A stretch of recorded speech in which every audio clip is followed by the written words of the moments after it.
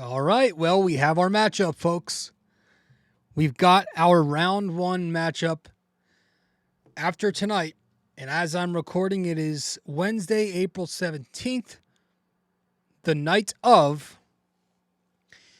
We just found out, folks, that the New York Knicks will host the Philadelphia 76ers in the first round of the 2024 playoffs. That was a different feeling, huh? Waiting to see who our opponent is. Let's talk. This is a preview episode here in 667 of the pod.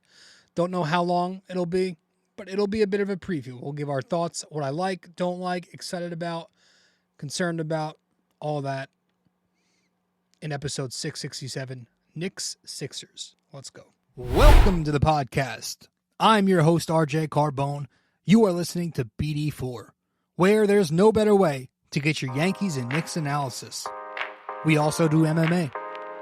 Yanks every series, Knicks every game, MMA on occasion. Let's get to it. Anthony for three. That one goes down, and the game is tied. I'd like to take this chance to apologize to absolutely nobody. The Yankees are champions of baseball. Shaking and baking right here on the neophyte. U.S. trying to close the show. She was doing a great job of feeding that. It's over.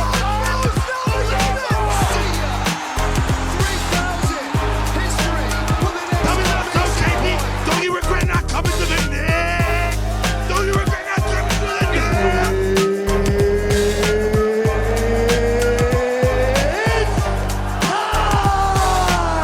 Game over. World Series over. Yankees win. The Yankees win. Oh, this is going to be fun. Oh, this is going to be fun. All right. Welcome to the show, everybody. Welcome to the podcast. Welcome back. Episode 667 of BD4. I'm your host, RJ Carbone. We found out. You know, man, I was watching the Heat Sixers game tonight. And as I record, it is Wednesday the 17th.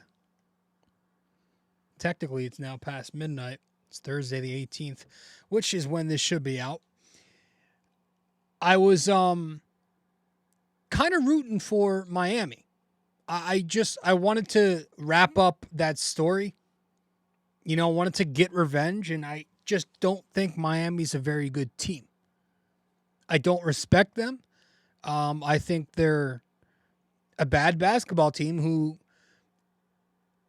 really just got some of their wins from, they were a 46-win team. We're a 50-win team like the Knicks. But, like, the wins they did get were against very bad competition like them. And so I wanted to conclude that storyline and you know, sweep them, get it over with. But, hey, you know, the Knicks will be having another team that I really despise coming to town on Saturday in the Sixers. And I hate their fan base, too. I hate their team, too. I cannot stand Philadelphia sports fans. As a Knicks fan, as a Jersey citizen, I hate Philadelphia. And I love to hate Philadelphia. I think they're all scum. Now, except for some of my cousins. But I'm not scared. Like, I wanted the Heat, not because I thought the Heat. I wasn't rooting for them because I'm scared of Philly. Because Philadelphia, I feel like, is a team the Knicks can take care of. I don't think it's going to be an easy series. I think anybody thinking it's going to be an easy series is out of their fucking minds and doesn't know how the postseason works, especially the postseason where it's Knicks against Embiid Sixers. It's going to be tough for the Knicks.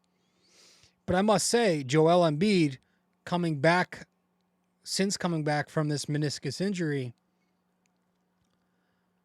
didn't look good tonight. He's been limping around out there. Tonight, I watched him and I saw a guy who doesn't look remotely close to 100%.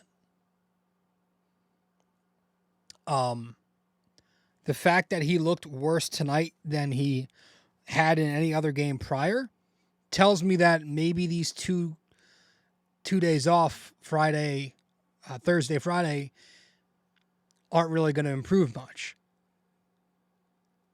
He looks rough.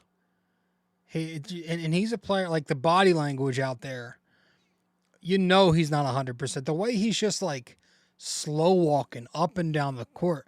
He's not moving without the ball. When he's in defensive coverages, he's not moving. Like he's not rotating. As soon as his man gets past him, it's over. Like he looked bad. He still finished with a pretty damn good line for a bad night, but like he doesn't look 100% healthy. So that makes me a little more confident about this Knicks-Sixers matchup. Now, real briefly here on the schedule, I'll read off the schedule of when, where these games will be played. Saturday is the first game. Game 1 on Saturday, the 20th, is at the Garden, and that's a 6 p.m. game. So I thought they were going to get the 3 p.m. game. Obviously, the 8 p.m. game, they're reserving that for, I think that's LeBron versus the Nuggets. But the Knicks get 6 p.m. Saturday, game 1. Game 2 is Monday, the 22nd, at the Garden, 7:30 p.m. game. Game 3 is Thursday, the 25th, in Philly, 7:30 p.m. Game 4 is Sunday, the 28th, at Philly. That's a 1 p.m. game. And then, if needed, Game 5 is Tuesday on the 30th at the Garden. Game 6, if needed, is May 2nd, Thursday, in Philly. And then, if it's 7 games, Game 7 will be Saturday, May 4th at the Garden. The good thing is, for Knicks fans, every single one of these games, with the exception of Game 4, will be televised on MSG Network. So they're doing the first round again. Love that. Game 4, the non-MSG game, is going to be on ABC. So that hopefully is Breen. But I'm just happy that there's no TNT games that I'm going to be forced to watch. I don't have to watch those clowns talk about the Knicks, and good Christ, do they know nothing. So that's the good. But the Knicks have the Sixers. We're going to talk about it a little bit, give my thoughts on what I think the Knicks are going to be capable of doing and whatnot. Again, not sure how long of an episode this is going to be. Might be on the shorter side, but then again, I ramble a lot, so we'll see. So what we're going to do, going to get to break real quick. When we return from break, we'll start talking about this thing.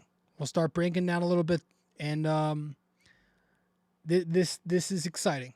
It's going to be fun. It's going to be very fun, and I'm excited to see what's going to be at play here for the Knicks. So we'll talk about it here on episode 667 of the podcast. Stay with us. Be right back. Hey there. Thanks for listening in so far. If you enjoy this episode, please give us a 5-star rating and review on Apple Podcasts. And if you're on YouTube, don't forget to like, comment, and subscribe. Thanks so much.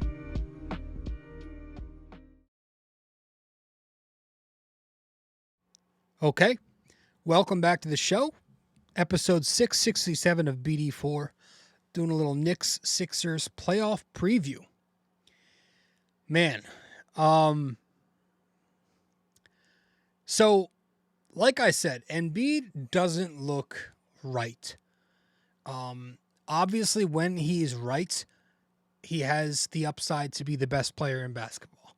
When he's right, he's capable of dropping 40 and 15 on your head. And that's terrifying because he can do that in a stretch of a series. But right now, he doesn't seem 100%. And with that, I think that needs to be the plan of attack for the Knicks, both defensively and offensively, is to make Joel Embiid work on defense. get him moving, get him retreating, recovering, moving his feet. So offensively, the Knicks are going to have to really get into their sets to get this guy moving. You know, like if Nick Nurse goes with a blitz, then the Knicks like run your normal offense where you go into that short pick and roll. Right? When Embiid shows high, use Brunson and iHeart. iHeart slips the screen. Brunson hits iHeart in the pocket. iHeart, surveying, looking to pass, maybe goes to the floater. Right? That's their offense. So if they bring a blitz and they show high with Embiid, you got to go to that to put him in that action. Or, if Philly smothers that action, you pivot to the second side action with Hartenstein and DHO. Right? Get Deuce coming up around the screen. Dante, that's obviously an action the Knicks like to use. If Nick Nurse does what he did a lot tonight and he goes with the drop coverage, obviously the short pick and roll is going to be less effective. But Isaiah Hartenstein is still going to have that space on the roll to where he can take advantage of it and go to that floater that he really has developed over the last couple months. And then obviously Brunson is just a killer. If you drop on Brunson, he's going to kill you with the pull-up three-pointer, or he'll go to his floater.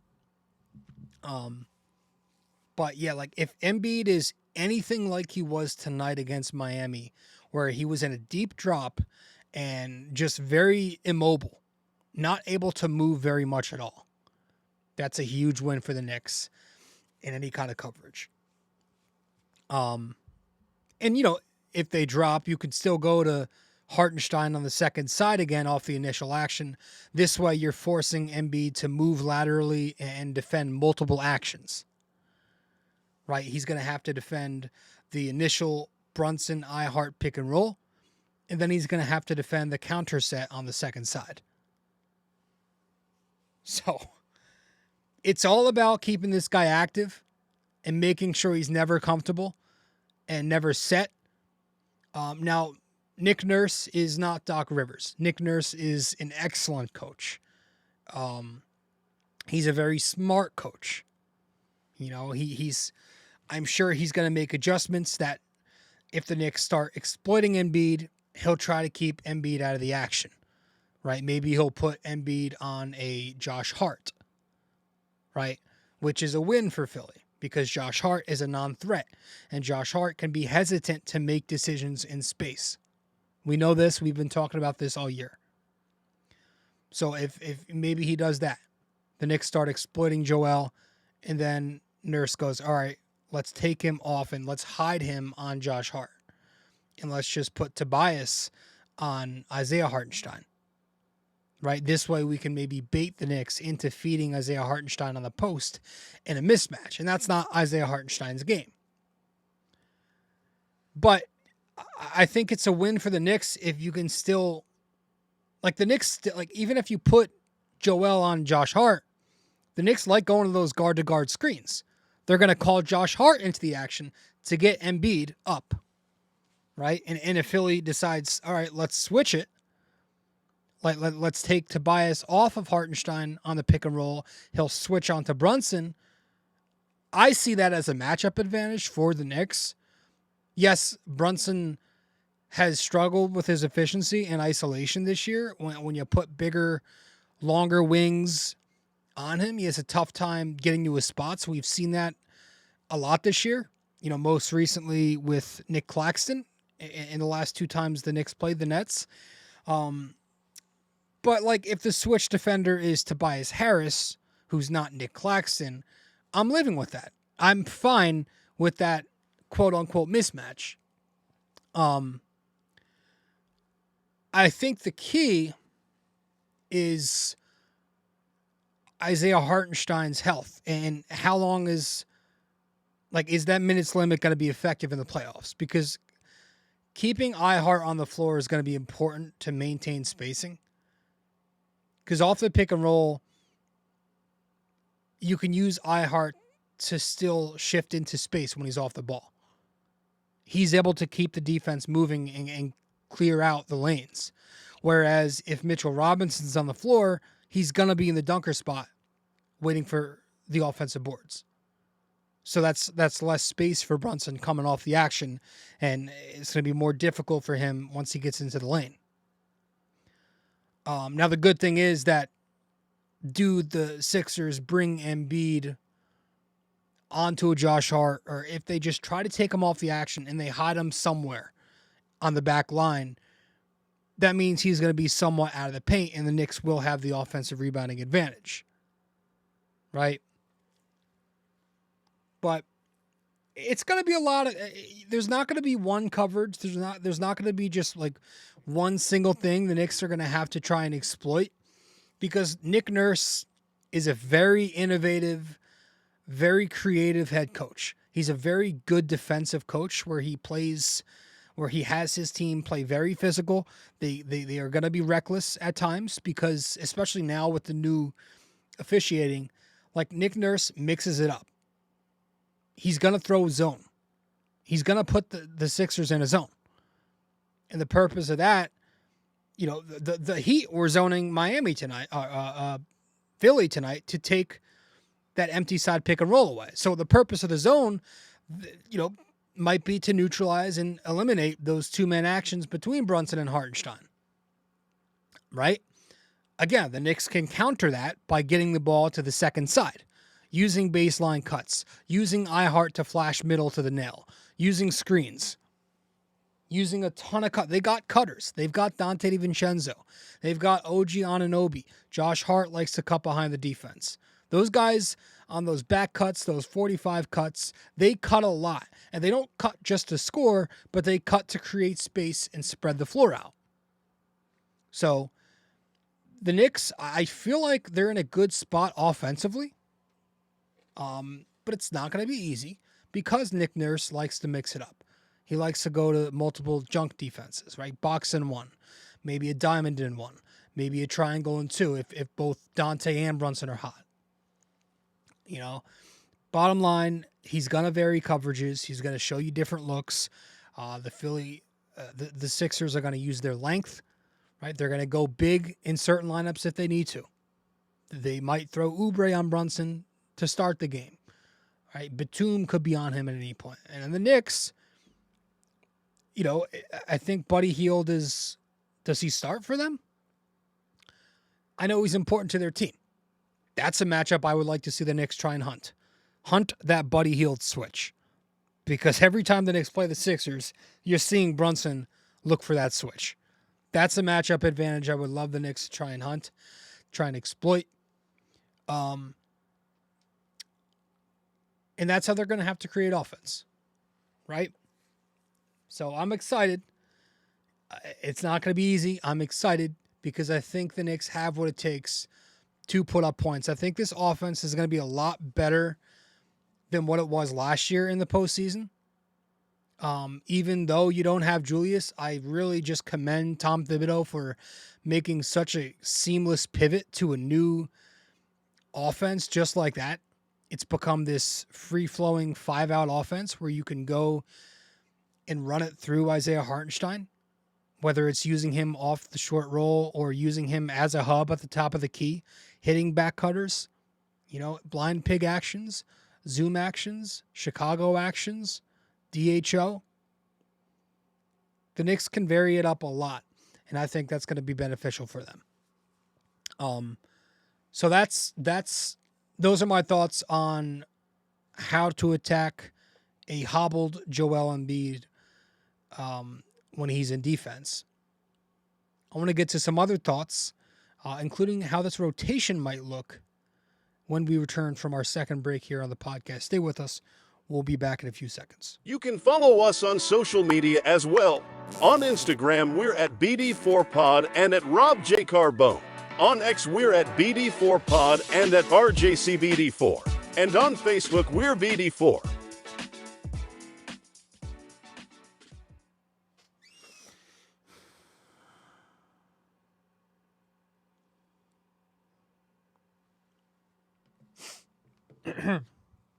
All right, welcome back to the show. episode 667 of the podcast.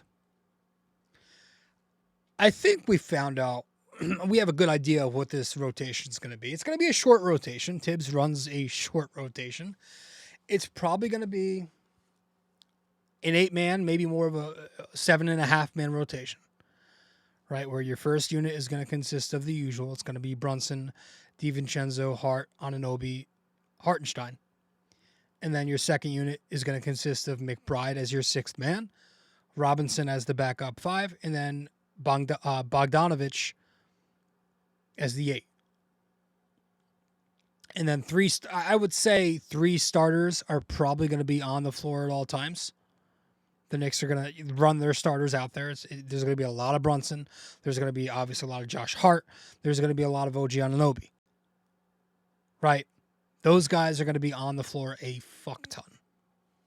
40 plus minutes wouldn't shock me from each of them. Now my hope is that I hope Thibs is quicker to go small if he has to, because I love Hart just as much as, maybe not as much as Thibs loves Hart, but I like Hart a lot.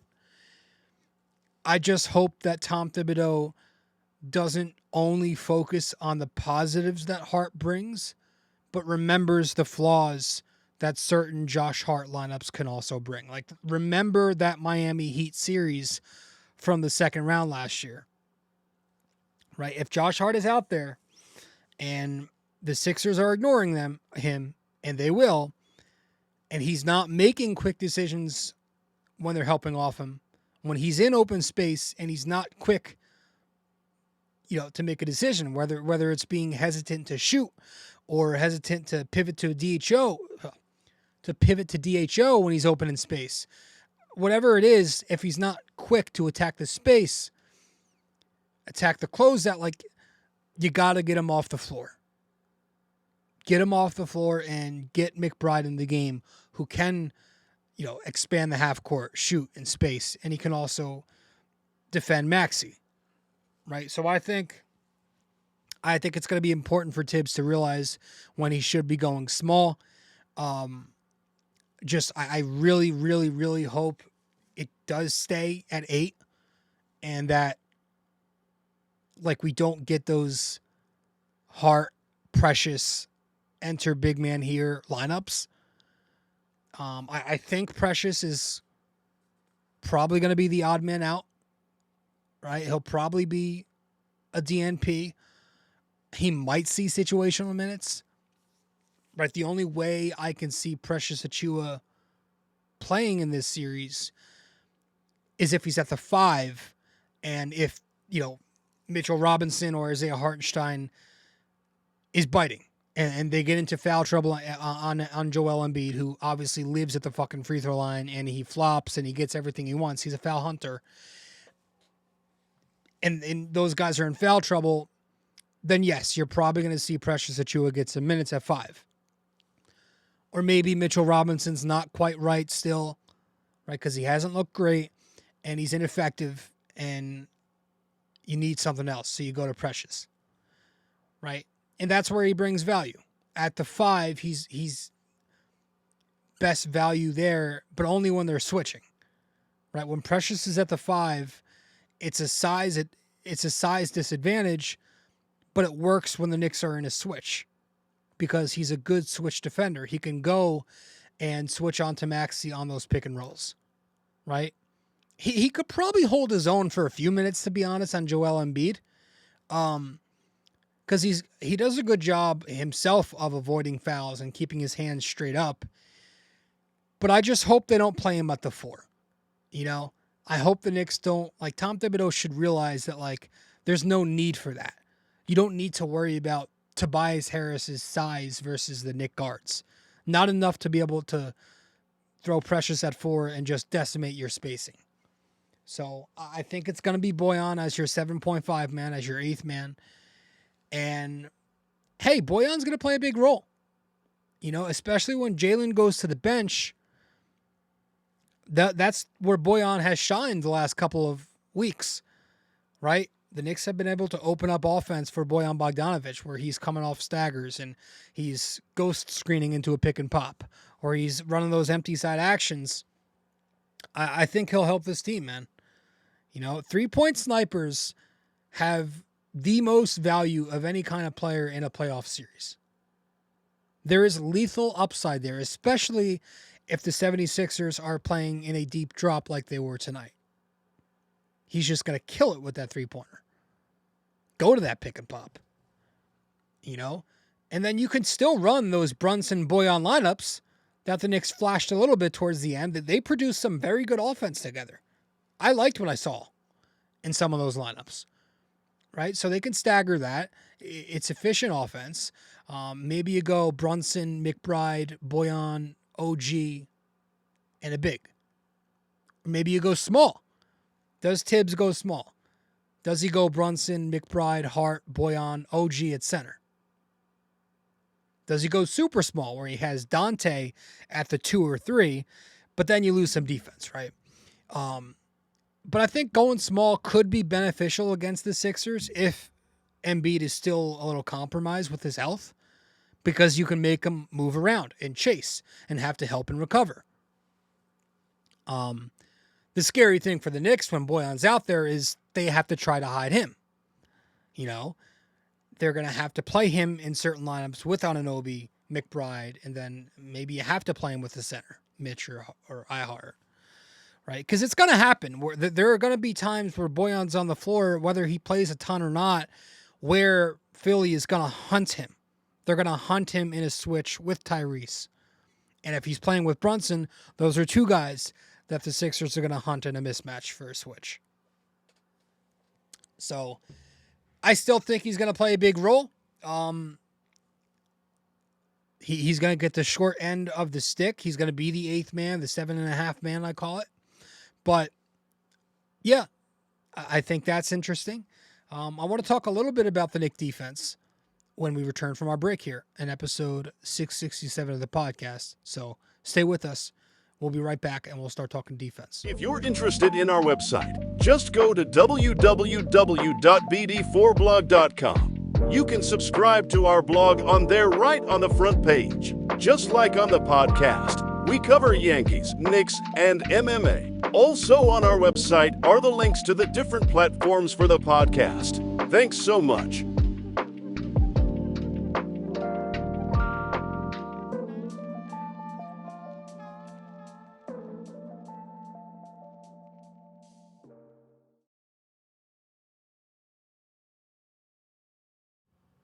Welcome. Whoa. That was weird. Goddamn. Welcome back to the show. Welcome back to BD4. It's late at night. Episode 667 of the podcast. Knicks, Sixers. A little bit of a playoff preview for you. Why are we not focused? Are we focused? Is the camera focused? For those of you watching on YouTube, I hope it is. I think we're okay. It gets interesting when you start talking about how the Knicks are going to defend the Sixers. My biggest concern is the Knicks defending at the point of attack. Defending those smaller, quicker guards who can get into the paint. You've seen them multiple times this year with OG, without OG, have issues with that, with guards off the point of attack. Like just recently, the last game of the season, Kobe White getting into the paint at will. And I think Anunoby does okay there, but he's incredible. Like his value really stands out when he's off ball and in help. When he's able to dig at Joel Embiid and double and stunt at the lane and come from the weak side, coming over off a pick and roll. Right? If you do that with him, if he's in that role, the Knicks, they can trap those Maxey Embiid actions because they've got that safety valve in OG on the back line. Right? So I think OG Anunoby off of the point of attack and, put him on a mediocre to below average shooter to where he can help off him and cause havoc and roam. That's going to be where he shows his defensive value. right? Dante DiVincenzo also best in help, right? He's not great at keeping quicker guards out of the lane and keeping them in front of him. He's had trouble there. Josh Hart, you can have him on Maxey when Deuce is off the floor. I don't love that matchup because he doesn't have the quickness, which is why I think Deuce McBride is the best option to put on Maxey, because he's your best point of attack defensive player. He can navigate those screens at an elite level, right? Not to mention this is all while he's going to be able to spread the floor on the other end. So I think the best thing the Knicks can do is to go with McBride on Tyrese. How often Deuce plays, that's going to be a big question in this series. He might not play more than 15 minutes. So that's, that's why I still think Thibs might have Anunoby on Maxey a fair amount, which he struggled with him, right? And if that's the case, if OG is the one who's going to be on Maxey, I hope the Knicks switch it, where OG ends up on Embiid, and I'm fine with that. And then the thing is, you switch that, you have iHeart now on Tyrese Maxey, which is a little, yikes. So it's there's no perfect answer. But again, it makes it easier if Joel Embiid is in similar shape on Saturday, because then there's no need to overhelp off of three-point shooters. If Embiid's not going to be the dominant Embiid who can dominate you in a one-on-one post matchup, then you can stay home on the wings, on the corners, and you can force Joel Embiid to put the ball on the floor. You can go one-on-one more, Now, because he's not 100% right, and you saw this with that three-pointer he hit at the end of the game, he might not just go to the post. He might just shoot more. And that's kind of a concern of mine because, the Knicks, they're in a drop a lot. They go to drop coverage a lot despite the offense of another. Like, you can have a 5-out, or you can have a team that gets into the lanes. The Knicks, a lot of the time, will still go to a drop. And Philly is very willing to go to that Joel Embiid pick and pop. And you have Mitchell Robinson, who's not quite comfortable coming up in a drop to the perimeter. He's never been great there. Historically, he's had a tough time against stretch bigs. We can list a bunch of guys. Brook Lopez, obviously Porzingis and the Celtics, Vucevic, the latest. That's where I really get concerned, is the Knicks defending the pick and pop as well. But again, there are no perfect answers for this team. The Sixers are a very good basketball team, and at the end of the day, just comes down to who's the better team. And I like to believe, despite the Knicks not having Julius Randle, this version of the Sixers, where Joel Embiid is also not 100%, I still think the Knicks are the better team. I still think this is the better matchup for them. So, I think that's it. No trivia tonight, nothing of that, none of that. But I think that's all I got. I think we'll head to our final break, get back, and maybe I'll give my final comments on the series, and that'll be it. Stay with us. We'll be right back here on episode 667 of BD4. Be right back. Studio 69 Productions is a podcast production agency created by Leo Rodriguez to allow content creators to market their podcast. It's an online platform that will market your podcast or any other project that you're working on. Get in touch with Leo Rodriguez from Studio 69 Productions. You can find Studio 69 Productions on Instagram at Studio69NJ. Studio 69 Productions, where dreams are heard and born.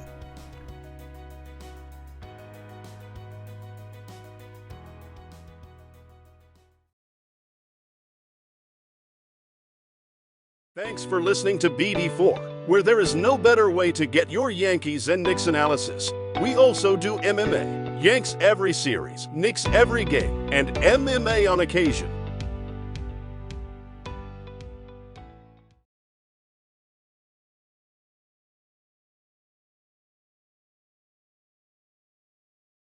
All right. Sorry about that. Welcome back to the show. Episode 667 of the podcast. Did want to mention one thing. Earlier today, see if I can pull it up here. Chris Persiaitis, I like him. He's pretty good with. Occasionally he's on a podcast I listen to. He put out a tweet. Multiple sources say that Knicks forward Bojan Bogdanovic visited with doctors today and had his left wrist scoped.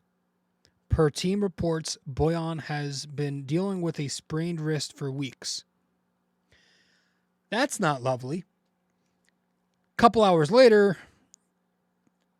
updated it, and sources, Knicks forward Bojan Bogdanovic is going to give the left wrist a go for the 2024 NBA playoffs, and he's not expected to miss time because of today's wrist scope. So in short, he'll test it out and see how it feels. Nothing as of now. Nothing significant as of now. So sounds like he's going to try it out. Hopefully it's all good. Jesus Christ, these injuries just never stop. Can't be surprised at this point because that's how this shit has worked all year.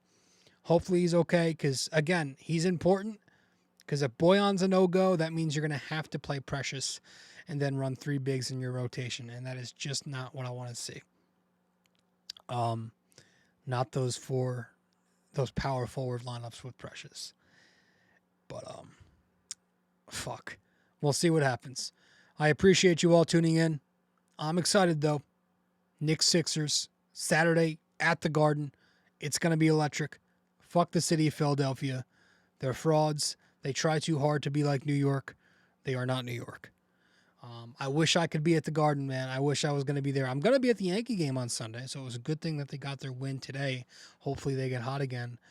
But Saturday at the Garden, 6 p.m. I hope it's not the same time the Yankees are on. Is it a 7 p.m. Yankees game on Saturday? Saturday is a 1 p.m. game. Perfect. It lines up perfect. All right. There we go. Knicks Sixers, Saturday, 6 p.m. at the Garden, MSG Networks. Let's do it. This episode was brought to you by Anchor. Hey there! If you stayed the entire way through, we thank you immensely for it. We hope you enjoyed this podcast and that you come back for the next episode real soon. Don't forget to subscribe, comment, download these episodes, and share them with your friends as well. BD4 is a 5-star podcast simply because of you. And we'd like to keep it that way. Have a wonderful day. Go Yankees, and go Knicks!